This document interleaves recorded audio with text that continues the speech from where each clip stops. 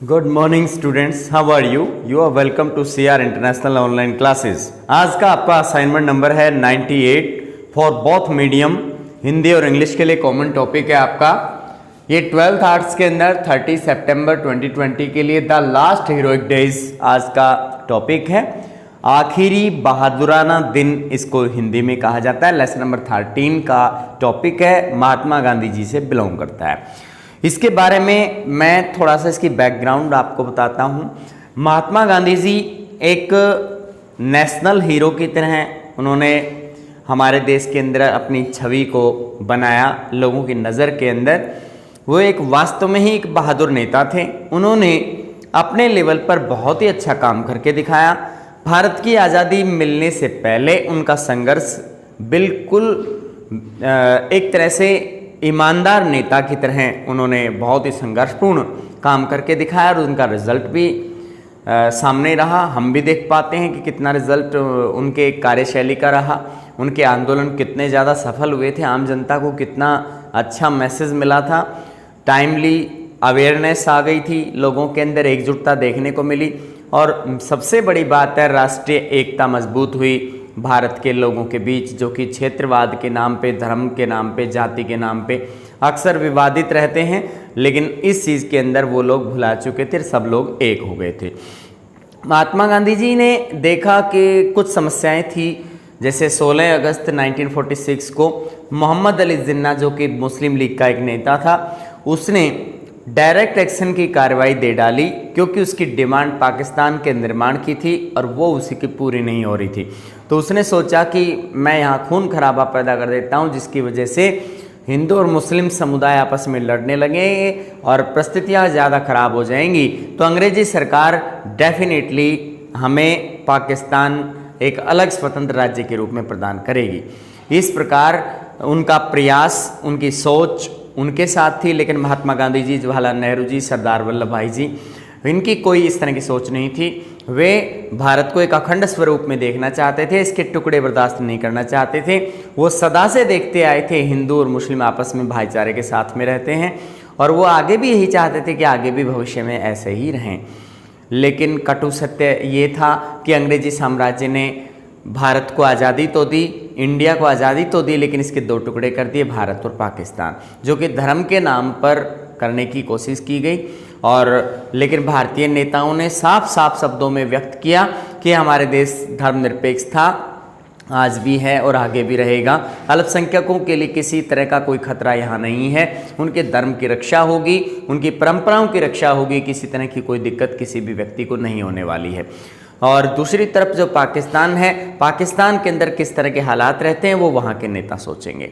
इसके बाद महात्मा गांधी जी के सामने भारत को आज़ादी मिलती है, लेकिन उन्हें बड़ा दुख होता है। लोग जश्न मना रहे हैं, लाहौर के अंदर बड़ा फंक्शन रखा जाता है, लेकिन हमारे इंडिया के नेता, हमारे अपने देश के अंदर भी बहुत सी जगह फंक्शन किए गए थे, लेकिन उन किसी भी फंक्शन के अंदर महात्मा गांधी जी ने पार्टिसिपेट नहीं किया। वे उस समय उन लोगों से मिलने गए थे जो लोग इस दौरान या तो उनके परिवार में किसी की डेथ हो गई उस लड़ाई झगड़े की वजह से, हिंदू मुस्लिमों के सांप्रदायिक दंगे की वजह से, या फिर कोई ऐसा भी हो सकता था जिनको सहानुभूति की ज़रूरत थी, जो मतलब उस स्थान से, जैसे अल्पसंख्यक कोई वर्ग है और उसके जीवन की को खतरा पैदा हो रहा है, तो ऐसी परिस्थिति के अंदर महात्मा गांधी जी कोलकाता गए। कोलकाता से आगे कंप्लीट जो आज बांग्लादेश है उस क्षेत्र के अंदर गए और वहाँ नोआखली में जो किस तरह की जो समस्याएं बन रही थी, उसमें लोग एक दूसरे के खून के प्यासे बन रहे थे, काफ़ी संख्या में लोगों को मौत के घाट उतारा गया था। उस परिस्थिति को नियंत्रण करने के लिए महात्मा गांधी जी वहाँ गए। वहाँ उन्होंने किसी भी फंक्शन में पार्टिसिपेशन नहीं किया, वहाँ कोई झंडा नहीं फहराया, क्योंकि उनका दिल दुख से भरा हुआ था। उन्होंने पूरे 24 घंटे उपवास रखा। उसके बाद वो दिल्ली की तरफ आए। दिल्ली में आने के बाद उनकी नियमित रूप से बैठकें होने लगी, सभाएं होने लगी और लोग आरोप लगाने लगे कि उनकी अपनी सभाओं के अंदर लोग कुरान की आयतें पढ़ते हैं। तो इसमें उन्हें कोई ऐतराज़ नहीं था क्योंकि सभी धर्मों के लोगों को समान समझते थे।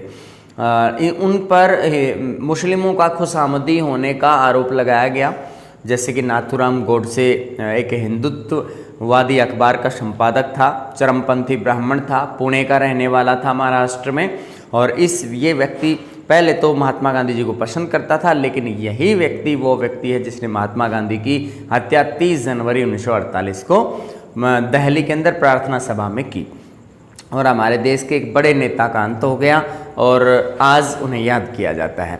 इसके बाद हम इसको एक बार फिर से रिवाइज करते हैं। इस टॉपिक को देखिएगा। द लास्ट हीरोइक डेज के अंदर एम के Gandhi was not present at the festivities in the capital on the 15 अगस्त 1947। 15 अगस्त 1947 को जो भारत को आज़ादी मिल गई थी उसके उपलक्ष्य में जो फंक्शन वगैरह रखे गए थे, उत्सव मनाए गए थे, उसमें महात्मा गांधी ने कहीं कोई पार्टिसिपेशन नहीं किया क्योंकि उनका दिल दुख से भरा हुआ था। ही वॉज इन कोलकाता, वह उस समय पर कलकत्ता के अंदर चले गए थे। But he did not attend any function on the hoist a flag there either. उन्होंने वहाँ पर भी कोई फंक्शन को अटेंड नहीं किया और ना ही कहीं पर झंडा फहराया क्योंकि उन्हें इस बात का दुख था कि हमारे भारत का टुकड़े हो गए हैं, वो अंग्रेज़ों की वजह से हुए हैं। हिंदू और मुस्लिमों में दरार पैदा हो गई है और वो भारत और पाकिस्तान डिफरेंट स्टेट बन जाने के बाद भी उनकी सोच ये थी कि हम दोनों ही राष्ट्र मिलके रहेंगे, एक दूसरे का सम्मान करेंगे, भाईचारे की भावना रखेंगे, नफरत नहीं करेंगे। अकॉर्डिंग टू डीजी तेंदुलकर, ये एक राइटर हैं, लेखक हैं। Gandhi ji went round hospitals. उस समय गांधी जी बहुत से हॉस्पिटल्स के चक्कर लगा रहे थे जहाँ पे लोग एडमिट थे, एंड रिफ्यूजी कैंप्स और शरणार्थी शिविरों में जा रहे थे, giving consolation to distract people. जो तंग हो चुके थे लोग, शोषण का शिकार हुए थे, उस समय लोगों को क्या क्या खोना पड़ा था, उन चीज़ों के लिए उनको सहानुभूति देने के लिए महात्मा गांधी जी शरणार्थी शिविरों में गए, हॉस्पिटल्स में गए। He appealed Sikhs, the Hindus and the Muslim to forget the past. Mahatma Gandhi ji ने सिख धर्म के लोगों को, हिंदुओं को और मुस्लिम लोगों को जो हुआ उसे भूल जाने के लिए कहा कि आप अपने भूतकाल को भूल जाएं और उससे पहले के दिनों को याद करो जब आप मिल के रहते थे। आप नफ़रत के बीज जितने बोओगे उतना ही आपको फसल काटने को मिलेगी। बड़ी समस्याएं गंभीर हैं और इस चीज़ को समझो। जब आप भाईचारे की भावना के साथ का संदेश एक दूसरे को दोगे तो ये स्थितियां जो ओवर कंट्रोल हो रही हैं वो कंट्रोल हो जाएंगी। इसके बाद है at initiative of Gandhi ji and Nehru the Congress now passed a resolution on the rights of minorities. यहाँ पर बताया गया कि गांधी जी और जवाहरलाल नेहरू जी के प्रयास की वजह से कांग्रेस ने एक प्रस्ताव पास किया और वो अल्पसंख्यकों के अधिकारों की रक्षा से संबंधित था कि अब भारत देश जैसे स्वतंत्र हो गया है तो अब यहाँ पर अल्पसंख्यक कोई भी व्यक्ति रहता है तो वह अपने लिए कोई खतरा ना माने, बहुसंख्यक समाज के वर्चस्व का खतरा ना माने, सब लोग समान हैं, सबके धर्म की रक्षा होगी और सभी तरह के अल्पसंख्यकों को सुरक्षा प्रदान की जाएगी। The party had never accepted the two nations theory, लेकिन भारत में इस पार्टी ने, कांग्रेस पार्टी ने कभी भी द्विराष्ट्र सिद्धांत को नहीं अपनाया। ना तो पाकिस्तान और भारत का जो विभाजन सामने था उसको इन्होंने अपनाया नहीं, तय दिल से नहीं अपनाया। Gandhi ji was equally concern with the suffering of the minority communities. Gandhi ji अल्पसंख्यक समुदाय के साथ, बहुसंख्यक समुदाय के साथ, जहाँ भी किसी के साथ कुछ गलत हुआ उनके सभी के साथ में समान रूप से संपर्क में थे, सभी को सहानुभूति दिखाते थे। और फिर भी उनके साथ एक बहुत गलत घटना हुई। 30 जनवरी 1948 को उन्हें एक चरमपंथी ब्राह्मण नाथूराम गोडसे, जो कि पुणे से बिलोंग करते थे महाराष्ट्र के अंदर, वो एक अखबार के संपादक थे और उन्होंने महात्मा गांधी जी को पहले तो वो पसंद करते थे लेकिन बाद में उन्हें नफरत हो गई। वो मुसलमानों का उसे खुशामदी मानता था और उन्होंने उन्हें प्रार्थना सभा में गोलियां मार दी। उन्हें 3 गोलियां लगी और वो मौत को प्राप्त हुए। यहाँ हम देखते हैं कि महात्मा गांधी जी एक छोटे नेता नहीं थे, हमारे देश के शीर्ष नेता थे। उनके गुजरने के बाद टाइम नाम की पत्रिका जो उनका मजाक बनाती थी, उसी पत्रिका ने उनकी तुलना अब्राहम लिंकन के साथ में की। अब्राहम लिंकन के साथ में तुलना करते हुए उन्होंने बताया कि एक धर्मांध अमेरिकी ने अब्राहम लिंकन की हत्या कर दी है। ठीक उसी तरीके से एक धर्मांध हिंदू ने महात्मा गांधी जी की हत्या कर दी है। और उनका कहना था कि महात्मा गांधी जी अपने आप में एक बहुत ही शीर्ष स्तर के नेता थे। पहले ये जो पत्रिका होती थी, टाइम नाम की पत्रिका, ये उसका मजाक बनाती थी। जब वो कोई आंदोलन शुरू करते थे तो उनकी ताकत, उनकी स्फूर्ति, उनके विश्वास को डगमगाने के लिए कोशिश करती थी, या ये मानते ही नहीं थे कि महात्मा गांधी जी कोई बड़े नेता हैं। लेकिन अब वो मान चुके थे कि ये कितने बड़े नेता हैं। इसमें हमने देखा कि जब वो 1948 के अंदर प्रार्थना सभाएं कर रहे थे, लोगों को मोटिवेट कर रहे थे, शांति के लिए अपील कर रहे थे, चांदनी चौक में जो हालात ख़राब हो रहे थे दिल्ली के अंदर, उनको कंट्रोल करने की कोशिश की। यहाँ से वो पंजाब जाना चाहते थे। पंजाब के अंदर जिन जिन ज़िलों के अंदर हिंसात्मक गतिविधियां देखने को मिल रही थी, उनको कंट्रोल करने की कोशिश करने के लिए जाना चाहते थे, लेकिन दिल्ली से ही वो फ्री नहीं हो पाए। वो पाकिस्तान भी जाना चाहते थे।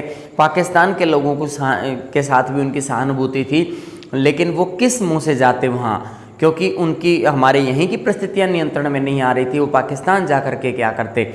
इस प्रकार ये आपका टॉपिक पूरा होता है और इसको हम फिर से एक बार रिवाइज कर सकते हैं। महात्मा गांधी जी 15 अगस्त 1947 को किसी भी उत्सव में शामिल ना होकर के कलकत्ता चले गए, क्योंकि कलकत्ता के आसपास का इलाका बहुत ही ज़्यादा हिंसा से ग्रस्त था। वहाँ उन्होंने ना कोई उत्सव में हिस्सा लिया, ना कहीं पे झंडा फहराया। वे बिल्कुल शांत थे। उन्हें 24 घंटे तक उन्होंने उपवास रखा हुआ था। डीजी तेंदुलकर बताते हैं कि महात्मा गांधी जी उस समय हॉस्पिटल और शरणार्थी शिविरों में जो तंग हुए लोग हैं या जो सब कुछ खो चुके हैं लोग, उन लोगों के साथ सहानुभूति दर्शाने के लिए गए।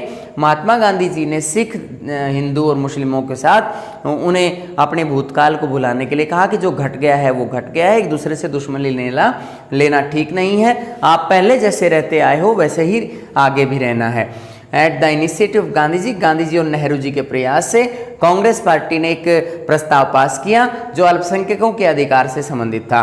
पार्टी ने कभी भी द्विराष्ट्र सिद्धांत को नहीं अपनाया, क्योंकि महात्मा गांधी जी ये मानते थे कि अगर पाकिस्तान इंडिया में से अलग हो जाता है तो एक तरह से हमारे एक ही शरीर के दो टुकड़े हो जाएंगे, और फिर उसका मतलब वो बात नहीं रहती है, वो विश्व स्तर पर वो असर नहीं रहेगा। गांधी जी ने मतलब सभी के साथ में एक जैसा व्यवहार रखना चाहते थे, सभी के साथ में समान सहानुभूति रखना चाहते थे।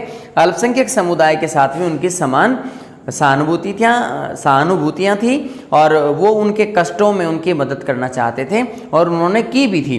30 जनवरी 1948 को उन्हें प्रार्थना सभा दिल्ली के अंदर नाथुराम गोडसे, एक चरमपंथी ब्राह्मण के द्वारा गोली मार दी गई, और इस प्रकार हमारे देश के राष्ट्रपिता महात्मा गांधी जी मौत का शिकार हुए। उन्होंने अपने जीवन के अंदर हरिजनों को ऊपर उठाने की कोशिश की।